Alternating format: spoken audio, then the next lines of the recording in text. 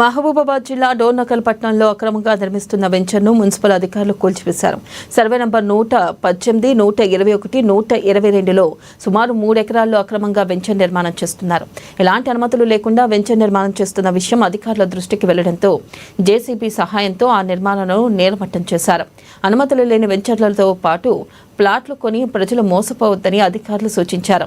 ఇక ప్రజలకు మాయమాటలు చెప్పి అక్రమ వెంచర్లో ప్లాట్లు అంటగట్టాలని చూస్తే చర్యలు తీసుకుంటామని అధికారులు హెచ్చరించారు.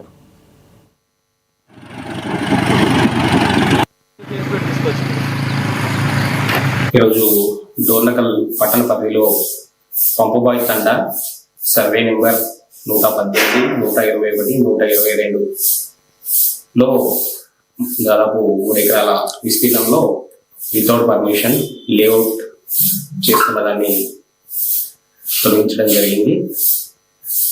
పర్మిషన్ లేకుండా ఎవరైనా ఈ విధంగా లేఅవుట్ డెవలప్ చేస్తే మున్సిపాలిటీ తరఫు నుంచి చర్యలు తీసుకోవద్దని అలాగే పట్టణ ప్రజలకు తెలియజేయకుండా ఇట్లాంటి ప్లాట్ తీసుకున్నప్పుడు ఆ వెంచర్కి పర్మిషన్ ఉందా లేదా తెలుసుకొని ప్లాట్ కొనుగోలు చేయాలని చెప్పేసి తెలియజేస్తాం. ఈరోజు డోర్నకల్ పట్టణ పరిధిలో పంపుబాయి తండా సర్వే నెంబర్ 118, 121,